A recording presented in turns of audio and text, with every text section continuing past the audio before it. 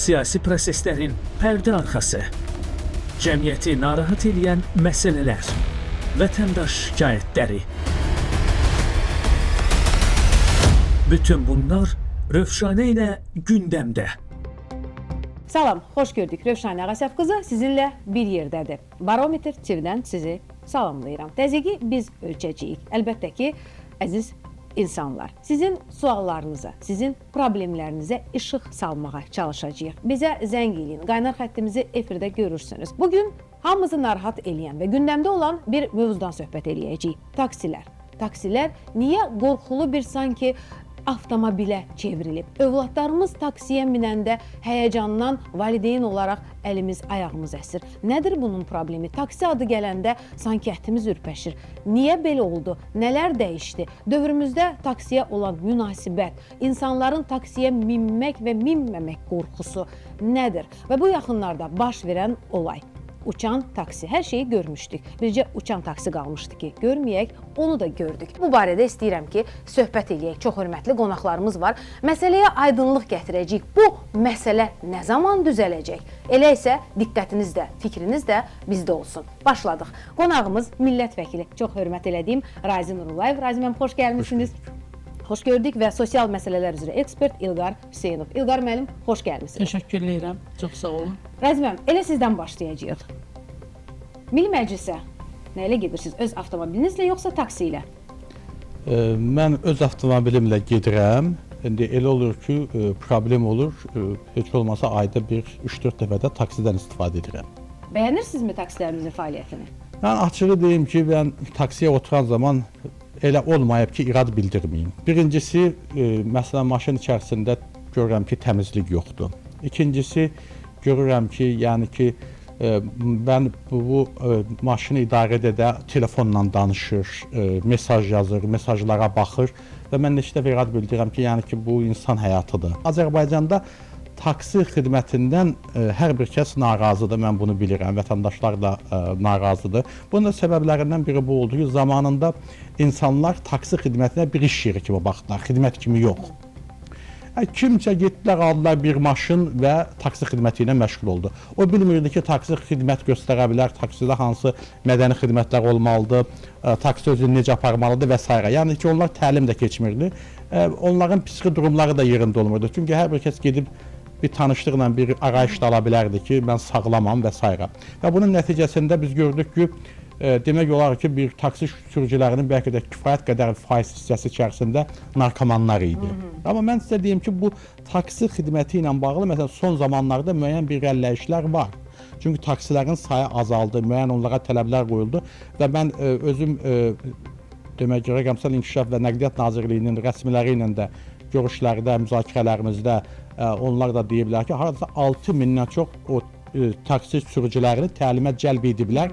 Onlara necə xidmət göstərilməlidir, özlərini necə aparmalıdırlar, taksini hansı vəziyyətdə saxlamalıdırlar, texniki vəziyyəti, özlərinin durumları necə olmalıdır və onlara verilən o saxta arayışlarla da bağlı müəyyən tədbirlər görürlər. Kim verir bu saxta arayışları? Mən də onu bilmirəm. Biz kimdən hər kəsə çox ciddi şəkildə o olmuyor, əvvəlcədən alınır. Hər şeyin ciddi araşdırılması, ciddi yoxlanması, hər yerdə video kameraların, hər yerin ciddi nəzarətdə olan bir dövrdə saxta arayışı kim verir? Tibb orqanları mı verir? Bu indi verilməyib. Zamanında olub, yəni bir neçə illər bundan qabaq. İndi yoxdur. Mənə belə gəlir ki, bu məsələlərə çox ciddi artıq diqqət göstərilib ki, bu taksilərlə bağlı ki, yeni qaydalar qüvvəyə mindi. Ondan sonra taksilər yenidən qeydiyyatdan keçməli oldular. İlqar müəllim, bundan qədər Priuslar dəbdə idi və Prius lap açıq deyəcəm, sanki ölüm arabasına çevrilmişdi. Yanımızdan Prius keçəndə, Razi müəllim, təsdiqləyirsiniz və bəli. Prius keçəndə sanki avtomobil idarə edən mən hətta qorxa-qorxa gözləyirdim ki, Prius məndən aralansın, uzaqlaşsın və sonra rahat yoluma davam edeyim. Bu faciədir, bu dəhşətdir. Azərbaycan boyda bir ölkədə və bugün hər şeyin inkişafa, çiçəklənməyə doğru getdiyi bir dönəmdə və biz taksi əslində xidmət növüdür. Necə? Metro nəqliyyat. Metro var, hava nəqliyyatı var və s. və s. Eyni zamanda da taksi xidmət növü və biz taksi adı gələndə, Prius adı gələndə bizim əsmə tuturdu biz. İndi təsəvvür edin ki, bu uçan taksidən sonra yenə də hamımız biraz sakitləşmişdik ki, ara düzəldi, taksilərin qiyməti qalxdı. Taksilərin belə deyim də sayının azalması bu da ayrı bir dərddir. Bu da vətəndaşlar arasında əziz tamaşaçılar, sırf mən də vətəndaş olaraq söyləyirəm, bir ayrı problem yaratdı. Güya ki, taksiləri azaldıb xidməti artırmaq istədilər. Heç nə olmadı. Əslində taksilər azaldı, xidmət elə eyni ilə qaldı. Əksinə bir balaca bahalaşma oldu və harasa zəng eləyəndə, getmək istəyəndə taksilər gəlmədi, taksi tapmaq daha da qəlizləşdi və bu qiymətin artımına vətəndaşın narazılığına səbəb oldu.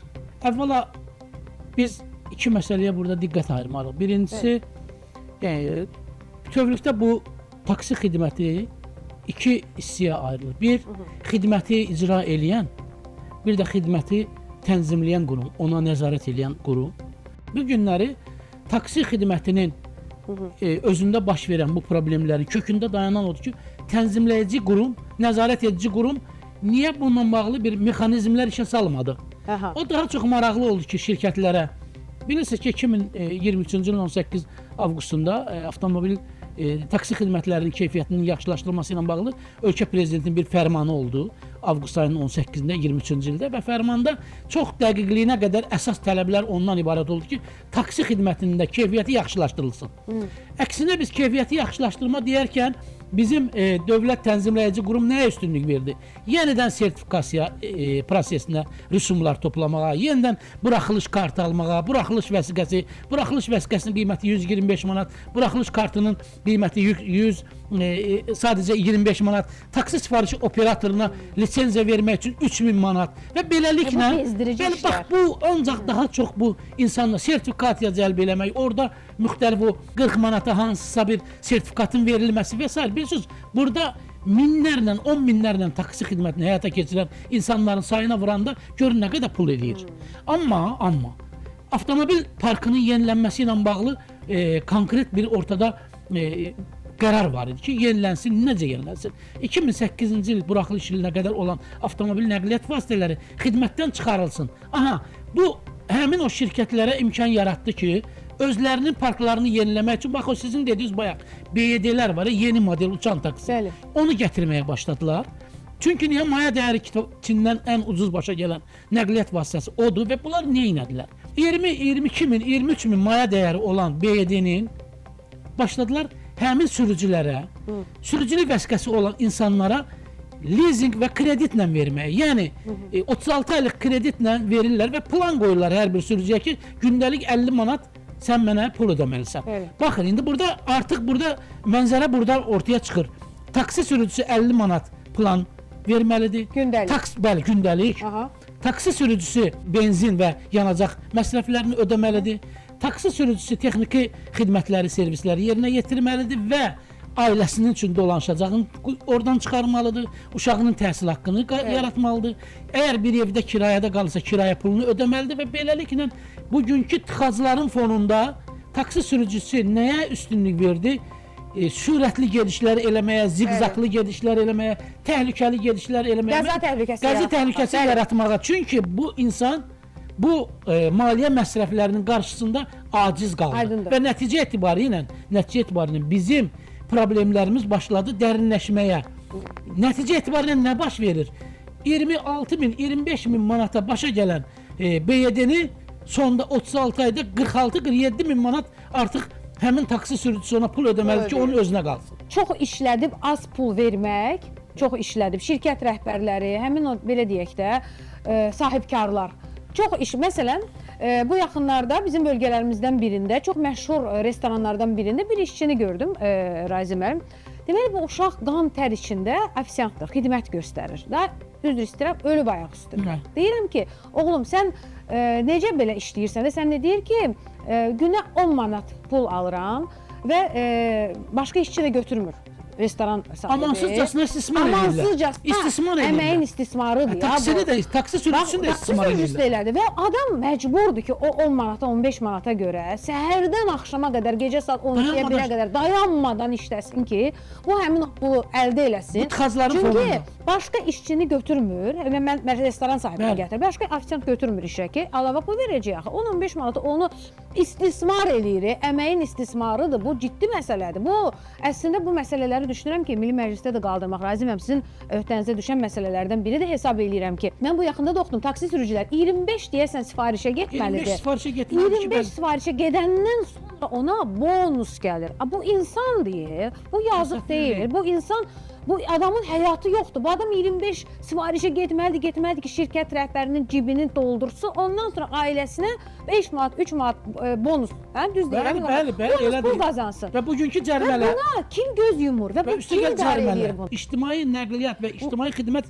sektorunda Mütləq bu məsələləri çox acınacaqlı bir vəziyyət var dostlar, bugün. mütləq biz Barometr TV olaraq, bir televiziya olaraq yenə deyirəm, vətəndaşın yanındayıq. Bacardığımız qədər biz məsələni işıqlandırırıq, razıyam, amma həlli yolları artıq səlahiyyətli qurumların boynunda qalan məsələdir. Biz jurnalist olaraq sadəcə işıqlandıra bilirik ki, burada bu nöqtədə problem var. Mən də vətəndaşım. Baxın, taksi ilə dəfələrlə avtomobil idarə eləsəm də taksidən dəfələrlə istifadə eləmişəm. Niyə? Park etmə problemi səbəbindən. Amma nədir? Gəldiyim ünvanda avtobus zolağı və taksi. Bilirsiniz necə? Rövşən xanımı tanıyanlar da az qalıram, qanad açım uçam ki, tez düşəm ki, oradan cərimə kameraya düşməsin. Taksi necəsə buradan avtobus zolağı gedir. Hamınız yəqin rastlaşırsınız. harda düşsün? Taksi harda düşürsün vətəndaşı? İnsan. Niyə bu məsələ qaldırılmır? Niyə bu məsələni bilmirəm, o nazirlik Biz onu həll çox eləməlidir. qaldırırıq. Bütün Bu məsələ razıyam, kim reportajlarda, həll eləməlidir bu müsahibələrimizdə. məsələni? Taksi vətəndaşı necə düşürsün? Hər yer xətlənib, avtobus zolağı. Birinci növbədə bu məsələyə qayıdacağam və sizin dediyiniz bu parklanma məsələsi, insanların velosiped zolaqlarına girmə məsələsi Milli Məclisdə də qaldırılıb, müzakirə olunub, aidiyyatı qurumlarla da bu müzakirə olunur. Daima bu gündəmdədir və mən düşünürəm ki, bu və digər şəkildə, bu mütləq şəkildə həllini tapmalıdır və tapacaq. Bu parklanma məsələsində çox ciddi problemlər var. Bunun bir səbəbi ondan ibarətdir ki, Azərbaycanda böyük parklanma əraziləri qoyulub, amma o həmin ərazilərdə maşın saxlayıb, tutaq ki, hər hansı bir yerə uzun müddət piyada getməlisən. İnsanlarımız hələ buna öyrəşməyib də. Yəni ənənəmizdə bu yoxdur. Elə insanlar saxlayıb maşını orada gediblər. Hələ ki bura formalaşmamışdır. Amma yox, bəli, yox. Mən onlara gəlirəm. Bəli, o ayrı, bu bir hissəsi. İkinci hissəsi. Taksilərdən gedirsən və yaxud özün maşından düşürsən, bir dərman almaq istəyirsən aptekdən. Mümkün İndi deyil. təbii ki, sən gedib 1 kilometr kənarda saxlayıb gəlib oradan almalı deyilsən. Yəni ya maşında adam yoxsa düşdün. Ya Ona ikinci görə zolaqda də dayanmaz. bu məsələdə indi ya bu bir proqram təminatı ilə təşkil olunmalıdır ki, və s. ki, əgər bu maşın burada dayanıbsa, o baxsın ki, əgər buna cərimə yazmaq istəyirsə ki, bu maşın 5 dəqiqə Şərifzadə küçəsində. Bəli. O baş bu baş Mümkün elə deyil. zolaqlanıb ki, mümkün deyil. Orada Bəli, apteka saxlamaq- var. bəli, Babək burada- prospektində. Bəli, Mümkün deyil. bu ən azından bu proqram təminatına görülməlidir ki, bu 5, 6, 7 dəqiqə burada saxlama işi imkanı kimlərdir? olsun. Əzəmət, Yəni kimlərdir? təbii ki, bunu zolaqlanma işi yəqin ki, təbii ki, bunu öncədən- ayna həyata keçiririk. Amma bu velosiped zolaqlarının olmasını mən tam olaraq bırakdan tərəfdarıyam. O artmalıdır da, olmalıdır da. Amma başqa ölkələrdə də mən görmüşəm ki, velosiped zolaqlarına girməyə icazə verilir. Hələ ki bizdə bu icazə verilmir. İndi səbəblərini mən dəqiq bilmirəm, açığı mən də istəyirəm bu verilsin. Ən azından taksi girib orada Bordürlər saxlayıb qoyurlar, çıxmalıdır. bordürlər. Çıxmalıdır. Hələ bordür olsa da yenə də orada müəyyən yerlərdə saxlamaq olar, yenə də saxlamaq olar. Amma bu da icazə verilməyəndə bu çox ciddi problem yaradır. Əlavə olaraq bu indi sahibkarlar da birinin mağazini var, birinin bir obyekti var. Yəni o insanlar da ora düşüb gəlmək istəyir, nəsə alış-veriş eləmək istəyir. Ona görə də bu parklanma ilə bağlı və düzgün siyasətin qurulması ilə bağlı çox ciddi işlər görülməlidir. Bununla bağlı indi mənim açığı deyim ki, həm AYNA ilə, həm də ki Rəqəmsal İnkişaf və demək Nəqliyyat Nazirliyi ilə çox geniş söhbətlərimiz olub. Şəxsən mənim özümün də telefondan ayrı görüşlərdə də görüşlərimiz olub. Bunların həyata keçirilməsi ilə bağlı onların çox böyük planları və layihələri Nə var. zaman?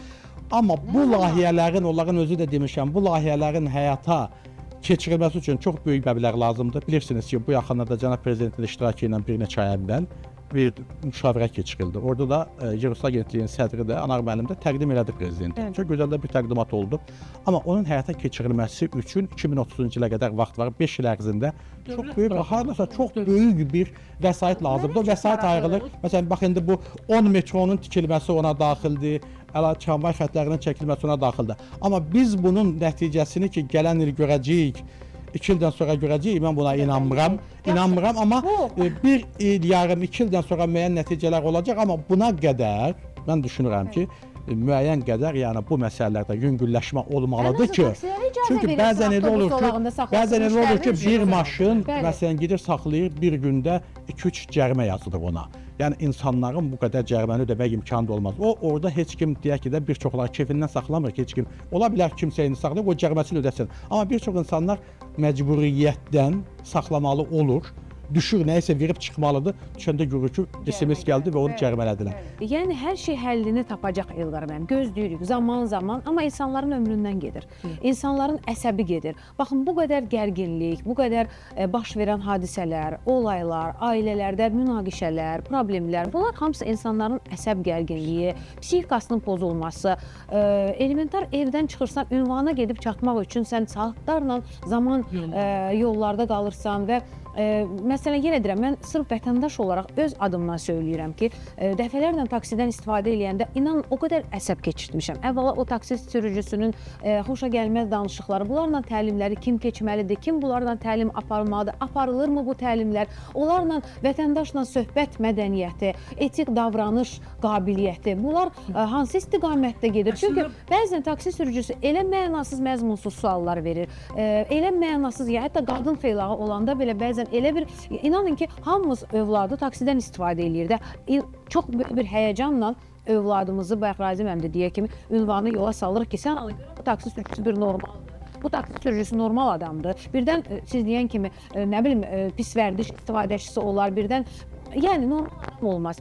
Bu çox ciddi bir məsələdir. Gəlib ünvana çatırıq, deyir, xanım, tez olun, düşün. Elqar müəllim, burada bir kəlməni mən deyib, sonra siz Müştəri ona başlayın. belə düşməlidir, taksidən getməlidir. Siz onu başlayacaqsınız, o təlimlə bağlı dediniz. Yəni biz o sualı vermişik, mən o cavabı sizə deyim, oradan Elqar müəllim başlasın. O təlimlə bağlı Nəqliyyat, demək, Rəqəmsal İnkişaf və Nəqliyyat Nazirliyi və Yerüstü Agentlik hesabat verən zaman parlamentdə qeyd etdilər ki, bu gün Azərbaycanda fəaliyyət göstərən bütün taksi şoferlərinin cəminə bir nəfər də istisna olmamaqla hamısına üst-üstə 2 ay təlimlər keçirilib və sertifikatlaşdırılıb ki, onlar özlərini necə qoyur. Yəni bunu belə qeyd ediblər. Yəni dedim ki, hər şey olur, var, hər şey. Amma biz nəticədə nə görürük? Taksi sürücüsü əyləşir, siqareti yandırır və başlayır qaynanasından, boşadığı arvadından üzr istəyirəm, nə bilim, gəlinindən söhbət eləməyə lazımsınız və başlayır sənə əlavə suallar verməyə. Budur təlim. Mən sizə bir şey deyim. Birincisi, hər bir şirkətin sərnişin daşımanın həyata keçirilən hər bir şirkətin öz üzərinə götürdüyü hüquqi öhdəliklər var. Birincisi, hər bir taksi sürücüsü, taksi, nəqliyyat vasitəsi reysə çıxmamışdan öncə texniki cəhətdən onun nasazlığına baxış keçirilməlidir. Bir. Qanun nə deyir? Deyir, hər bir şirkət xüsusi olaraq ayrılmış tip məntəqələri ilə müqavilə bağlamalıdırlar. Maraqlıdır. Və bağladıqları müqavilə əsasında bütün personalını orada hər gün hər gün yox, hər gün necə hər gün? Hər gün mən deyim sizə. Yəni bu qanunda var mı belə bir şey? Gündəlik ən az narkoloji testdən ayda bir dəfə keçirilməlidir. Onlar zaman limiti. Hər gün mümkün deyil axı. Amma siz dəqiqləşdirək. Qanun deyir ki, hər gün keçirilməlidir. Onu dəqiqləşdirərik. Yox, dəqiqləşdirək. Qanun deyir. Gəlin dəqiqləşdirək, zamanımız var. Mənə çox maraqlıdır. Qanun deyir ki, mənim Çünki bildiyim millət vəkili deyir, hər gün deyil, siz deyil. Qanun deyir ki, gündəlik hər bir Mən xahiş sürücünün edirəm redaktorumuzdan, baxaq əgər görək. tutaq ki, bu günləri təzyiqi varsa, sabahları yoxsa, sabah necə biləcək ki, bunun yüksək təzyiqi var? Əlbəttə ki. Bunu məntiq deyir. Heç mən qanunu qoyuram qırağa. Bəli. Bax, necə söylədilər mənə, dəqiqləşdirdik. Yəni, ayna deyir ki, Hər gün. qanunvericiliklə hər gün avtobus sürücüləri də və taksi sürücüləri də hər gün yoxlanmadan keçməlidir. Əslində bu normal şirkət. Bəli, şirkət özü eləməlidir. Özü. Rövşənə xanım, problemin başında dayanan nədir? Bəli, təzyiq yəqin yoxlanmalıdır. Mən bilmirəm. Mən sizə deyim. Qoy mən sizə model olaraq deyim. Bəli. Əgər biz bəzən məcbur olub Sovetlər Birliyi dövründən həmişə statları gətiririk. Yadınıza gəlirsə taksimatorlu parklar var idi. Bəli, var idi. Taksimator parklarında, parkların özündə də tip məntəqəsi var idi. O tip məntəqəsində bir dənə tip bacısı və yaxud da ki, tip qardaşı yetərli idi ki, gündəlik onun bir gözünə baxsın, qızartılarına baxsın, təzyiqini yoxlasın, ürək döyülsün. Orada çox böyük zaman aparmır ki. Bəli. Və bundan sonra desin ki, hə, bu gün bu şəxs xidmətə buraxıla Sərnişin bilər. daşıyır, Yəni burada bu insan- aparılmır, Bəli. bu edilmir. Narkoloji test məsələsində ciddi problem var.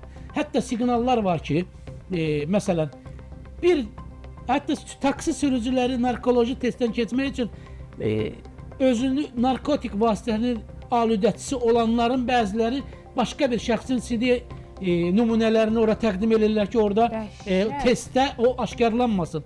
Yəni bu problemlər Bizdə var. faktlar var. Bəli, bu indi detallı mən sizə deyirəm də, bilməsəm bu sözü demərəm. Bu belə. İndi qayıdıram mən aynanın buradakı məsuliyyətinə. Ayna hər bir şirkətlə işləməlidir və nəzarət mexanizmi qurmalıdır. Biz bir məsələ deyirik ki, təlimlərə cəlb olunma məsələsi.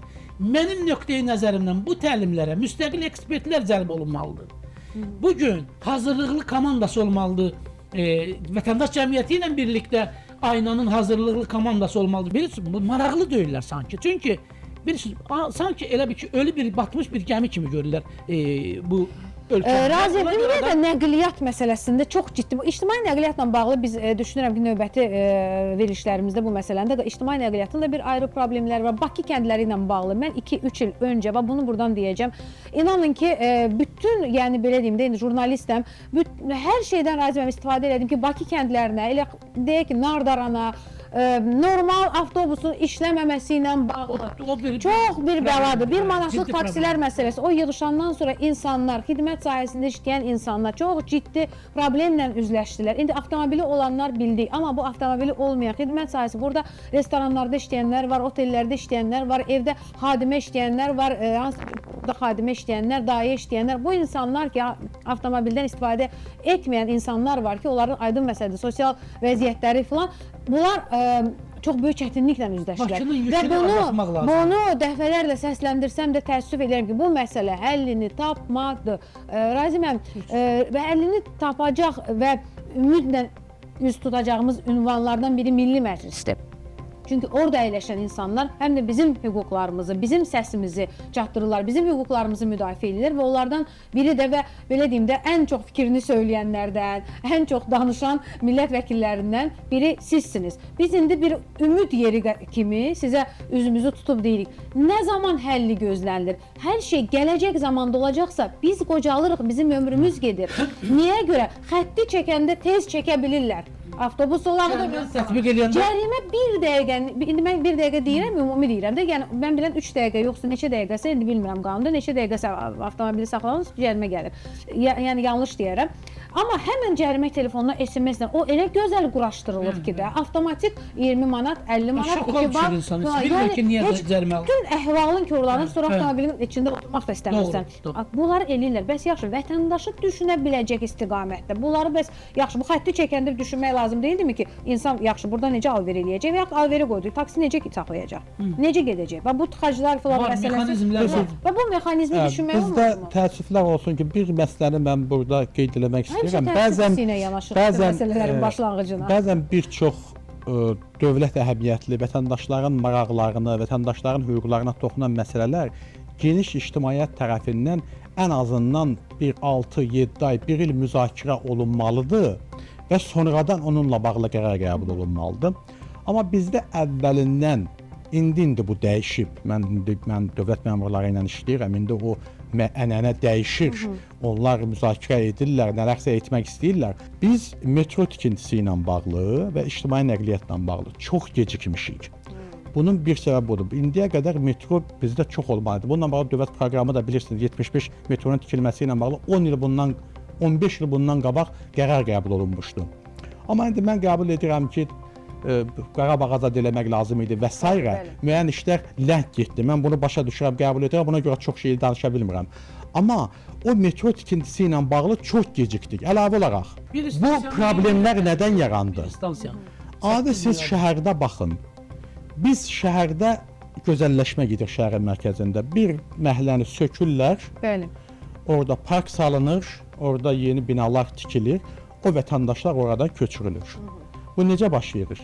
O vətəndaşa orada yaşaya biləcək, ala biləcəyə qədər və kompensasiya verilmir. Nə gedir? Bu gedir. İndi o evdə yaşayıb 2 ailə, 3 ailə. gedir şəhərin başqa yerindən qanunsuz bir torpaqda gecə qondu kimi tikir. Bəli. Və biz bir yerdə problemi həll edib Bakının başqa yerlərində böyük problemlər yaratdıq. Bəli. Yol yox, işıq yox, su yox, infrastruktur yox və marşrut xətləri işləmir. Bu gün artıq niyə indi bu problemlər həll olunmur? Çünki Bakının bütün perimetri üzrə qanunsuz evlər tikilib. Qanunsuz evlər deyəndə gör vətəndaş qanunsuz eləməyib. Ya ona göz yumublar, o da gidib tikib. Bəli, öz Yəni başına- vətəndaş bizdə ənənə budur ki, hər kəs istəyir ki, başımın üzərində damım olsun. Bəli. Və ev sahibi olmaq istəyir və düz eləyir. Amma bütün o dövlətin strateji xətlərinin üzərində harda yol çəkilməli idi, metro salınmalı idi, haradan tramvay xətti keçməli idi. Bütün bunların hamısı tikilib. Bu gün o insan həmin o infrastrukturun yaradılması üçün əvvəl deyək ki 1 milyard lazım idisə, indi 5-10 milyard lazımdır. 2025-2030-cu ilə qədər olan proqramın bəzi hissələrinə baxmışam. Böyük binalar söküntüyə getməlidir. Böyük yaşayış məhəllələri söküntüyə getməlidir. Dövlət idarələri, 5-10 mərtəbəli böyük göz oxşayan ofislər, hamısı söküntüyə getməlidir. Patsunos. Belə deyək ki, biz problemi bugün yaradırıq. Və sonra onun həllini. Sonra o problemi həll etmək üçün bu gün xərcləyəcəyimizdən 100 dəfə daha çox dövlət vəsaitinə xərcləmək olur. Bu yol verilməzdir. Bu ümumiyyətlə mən düşünürəm ki, bu idarəçilikdən bu ənənələr aradan qaldırılmalıdır. Hər bir məsələdə insanların rahatlığı. Bəzən mən bunu da deməliyəm ki, bir layihə həyata keçirilir. Deyək ki, başqa bir ölkələrdə, mənim tanıdığım deyək ki, indi Avropanın oturmuş ölkələrində hər hansı bir bələdiyyə mi, yaxud bir hökumət mi bir layihə həyata keçirən zaman o düşünür ki, mən burada insanların rahatlığı üçün bunu edirəm və insanlar məndən razı qalacaq. Bizdə işlər görüləndə ümumilikdə konseptual olaraq vətəndaşları nəzərdə tutulur, dövlət nəzərdə tutulur. Amma praktik olaraq, yəni kim yaşadı, necə olacaq o nəzərdə alınmır. Mən əslində çox geniş mövzudur, amma bütün bu danışdığımız məsələlərin içərisindən o qədər problemli mövzular ortaya çıxdı ki, düşünürəm ki, biz zəncirvari, zaman-zaman biz bu məsələlərin çözümünə çalışacağıq. Əlbəttə, həm də işıqlandırılmasına çalışacağıq. İndi çözüm məsələsi bizim səlahiyyətimiz olmasa da biz sadəcə işıqlandırarıq. Mən son məsələyə toxunacağım. Bax, son baş verən uçan taksi məsələsi. Artıq dilimizə düşdü uçan taksi. İndi bilmirəm, bu yaxınlarda bizim əməkdaşlarımız müsahibə də aldılar. Əlbəttə biraz deyəsən təbii müayinəçilik törətmişdi, amma sonradan bizim əməkdaşlarımız çətinlik yerdə olsa taksi sürücüsü müsahibə ala bilmişdi. Mən özümə bir vətəndaş olaraq maraqlı. Bax, belə bir görüntü var idi ki, taksi sürücüsünün ayağında ayaq bağı, belə deyək, və onun xəstəliyi, indi arasında sudurğa deyirik də. Və o bayaq dediyiniz yoxlama məsələsi. Bu xəstəliyin birdən-birə baş vermir də. Bu artıq əvvəldən insanlar bilir ki, anamnezi olur. Bu insanlar əvvəldən bilirlər ki, bunun belə bir xəstəliyi var. Zaman-zaman tutmaları var. Ailəsi də bilməlidir. Tutmaları var və belə bir insanın hansı formada tibbi yoxlamadan keçməsi, onun ayağında olan ayağı bax birinci nə idi? Bax bununla bir balaca aydınlıq gətirək. Mən sizə bir söz deyim də. Burada situasiya necə? Əgər konkret uçan taksi üzərindən bir məsələyə yanaşsa, orada gəlib müasir dövrdə uçan xarça bilirdik nağıllarda. İndi yeni dövrdə uçan taksisi. Yenə gəlib dayanır hara? Bizim bayaq dediyimiz o müayinə məsələsi. Bəli. Birincisi, əslində baxanda insan aldı. Məsələn, biz dəfələrlə dünyada da hər yerdə görmüşük ki, bir qəfil hərəkətdə olan nəqliyyat vasitəsi insan halət istəşə bilir, ola bilər. Dayana bilər, ayağında su duruşunu, elə məşhur Oqtay bəyin elə dünyası dəyişməsi, bəli, sükan arxasında özünün araq eləməsi. Gündəlik olaraq dünyada və öz Azərbaycanda yaşanır və görür. Yəni dəfil ola bilər belə bir şey. Qəfil ola bilər. Bəli. Amma burada problem mənə nə gəlir ki, orada artıq sudurğa ayağında tutdu deyilən bir şeyin özü o kələkçiyə bağlı olan problemi sanki aradan qaldırmaq, ictimaiyyəti yayındırmaq məqsədi daşıdır. Daha çox biz təcrübədən eşitmişik ki, kimsə dənizdə çimərkən sudurğası tutub qıçında. O sularda qəfil sudurucu sindromunun tutulması daha çox müşahidə olunub. Amma bu açıq aydın havada normal şəkildə əgər o sudurğa onu tutubsa ən azı əyləci bir basmaq imkanı ola bilərdi. Yəni mənə elə gəlir ki, orada məqsəd və hədəfdən yayınma var. Mən daha düşünürəm Amma ki, araşdırma necə düşünürəm gedir ki, bu orada dəqiqə? proses Araşdırma aparılır davam yəqin ki, bu eləməlidir. məsələ ilə bağlı. Tibbi müayinələr orada dəqiq öz sözünü deməlidir ki, doğrudanmı bu praktik olaraq mümkündür sudurqanın tutulması, amma iki ayaqdan birindən istifadə edilib heç olmayan Yəni nəqliyyat daha- vasitəsinin sürətini azaltmaq olar. Son 2 aya qədər məsələn taksi sifariş eləyirdik, taksiyə nömrəsi. Bəli, nömrəsi gəlirdi, Gələn baxırdı başqa. başqasıdır. Ay balam Bu niyə? çoxdur, Avtomobilimin vaxtı keçib ki, 15 ildən müddət filan nə bilim nəsə. Mən sizə deyim, şirkətlər Bu profil nə satmaqla deməkdir? məşğuldur. Ki, bu kimə şikayət edir? Şirkətlər indi də bir başqa bir şey var. Aha. Profil qabaq taksi sürücüləri Bəli. o profilləri ya havayı ya 5 manata falana texniki xidmət olaraq adamlara verirdilər. Hər şeyə əl atırlar, qəribə bir şeydir. İndi profil satırlar. Aha. Profil satırlar. Məsələn, mənim adıma profil açırlar, amma nəqliyyat vasitəsini idarə edən başqa Kim bir nəzarət şəxs. eləməlidir? Onu nəzarət edən Hansı birbaşa qurum həmin nəzarət- şirkət. Amma deməli bir şirkətin Bəli, üzərində. birbaşa şirkətin bütün bu Necə problemlərin tapaq o şirkətləri? o Hardan belə? şirkətlərin hamısının mobil tətbiqləri var, hamısı nəzarət Vallahi mexanizmləri var. dəfələrlə yazırıq da nə oxuyan var, nə cavab verən var, nə məsələ ilə İndi- bağlı bir aydınlıq gətirən var. Yoxdur. Şirkətə nəzarət edən dövlətin qurumu da var. Hara?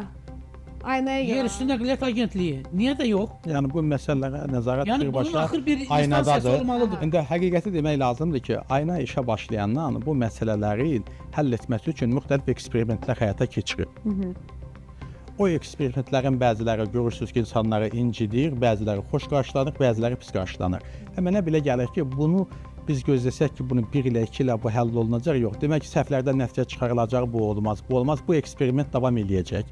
Səbəbi də budur. Baxın, bizim görün nə qədər taksi xidmətləri oldu. Ölkəyə badamcan taksisi gətirdilər, ölkə başqa qərib taksilər gətirdilər. Hamısı, meyvə tərəvəzi ayda siz var. gedib o parklarda baxarsınız, o qədər pul verildi. Ümumiyyətlə, dövlət büdcəsinin pul xərclənməsə də bir sahibkarın pulu xərclənir. Bəli. Bilmirəm, amma ölkəyə minlərlə bahalı qiymətə taksilər gətirilmişdi. Harda o taksilər? Günəşin qabağında yanır, qışda Yanır, da xarab burada. olur və sair. Yəni bu çünki bu bir öz tam olaraq orada özbaşdanlıq mövcud idi. İndi bax bunun hamısını təzədən qaldırıb qanunvericiliyə salmaq, bunu sistemə salmaq, ənənəyə otuzdurmaq zaman alacaq. Zaman alacaq. Mən təşəkkür eləyirəm hər birinizə, amma düşünürəm ki, bu zaman kəsiyində bir balaca da olsa problemə Təbii ki. işıq salmağa çalışdıq. Biz bu məsələni işıqlandırdıq. Yenə də sözümüzü deyək, Razi müəllim. Necə hər halda danışmalıyıq, bayaq dediyiniz qədər vətəndaş şəkildə, olaraq mütləq mütləq şəkildə şəkildə. deyək ki, bax bu problemlər var. Belədir, bunun çözümü üçün bir yol axtarsınlar. Biz onu işıqlandırmasaq, hər halda dediyiniz kimi gedib bu lazımi instansiyalara bizim xəbərimiz, səsimiz çatmayacaq. Biz işıqlandırdıq, amma görünən odur ki, hələ də problemlər yetəri qədər var. Hələ də çözüləsi, həll olunası Razi müəllim problemlər çoxdur və sizdən də çox xahiş edirik. Bizim ali orqandır bizim Milli Məclisimiz və orada mütləq və mütləq bu məsələləri çox xahiş Əlbəttə. edirik. Bir vətəndaş olaraq işıqlandırasınız, səsləndirəsiniz, deyəsiniz ki, ən azı lazımi qurumlar eşitsinlər bu məsələləri. Bəlkə İnanın bu yaxınlarda Asparkinqlə bağlı kiçik bir problem yaşamışdım. Əslində öz problemim idi. Sonlandırma yazmamışdım, amma sadəcə bir yer axtarırdım ki, hara müraciət edeyim, soruşum ki, niyə mənim tutalım telefonumdan bu qədər para çıxıldı. Okey, sonunda bildim ki, səbəb özüməm. Amma mən o səbəbi soruşmağa bir ünvan tapa bilmədim. Hara yazmalıydım? Qaynar xətt haradır? Bilmədim. İnanın ki, indi tutalım mən hələ bu qədər jurnalistəm də. İndi bir deyək ki, Məmməd dayı, Həsən dayı, avtomobil idarə edən bölgədən gələn Çox kimsə çətindir. var. Çox çətindir. Hər Çox şey çətindir. texnoloji olub və o texnolojidən istifadə qaydaları, hara zəng eləmək, necə internetdən O məsələlər axtarmaq, doğrudan bu da, belə çox bir çətindir. qəliz və çətinləşmiş bir məsələdir. Amma hər halda düşünürəm ki, növbəti verilişlərimizdə əziz tamaşaçılar, yenə də işıqlandıracağıq, yenə də məsələlərə belə deyim də işıq salmağa çalışacağıq, işıq tutmağa çalışacağıq. Baxaq nə qədər öz həllini tapacaq. Sizə təşəkkür eləyirəm. Çox Sağ olun. Sonda Rövşən xanım, bir dənə məsələni mən Buyurun, demək istəyirəm buyurun. ki, pozitiv notla bitirmək istəyirəm ki, bütün verilişlər, bütün o qaldırılan problemlərlə bağlı indi mən dövlət orqanlarından işlədiyimə görə görürəm ki, hətta onların stollarının üzərində görüşlər gedəndə görürəm ki, bütün məsələlərlə bağlı onlara mətbuat xidməti onu araşdırıb onlara demək məcburiyyətindədir. Ona görə də inanın ki, bu məsələlər onlara deyilir, görürlər. Da indi hansı hərəkətlər olunur, olunmur deyə bilmərəm, amma bütün məsələlərlə bağlı onların xəbərləri olur. Xəbərləri olursa, demək ki, yavaş-yavaş proqres var. Ən azı xəbərləri olur. Təşəkkür edirəm bizi izlədiyiniz üçün. Rövşanə Asəf qızı sizinlə bir yerdədir. Gündəm Rövşanə Asəf qızı ilə Barometr TV-də təzyiqi çalışırıq ki, biz ölçək. Təzyiqimiz çox da yuxarı qalxmasın. Bəzən dərman tapmaq da o qədər çətin olur ki, çünki taksini saxlaya bilmirik aptekin qarşısında. Görüşənədək salamat qalın.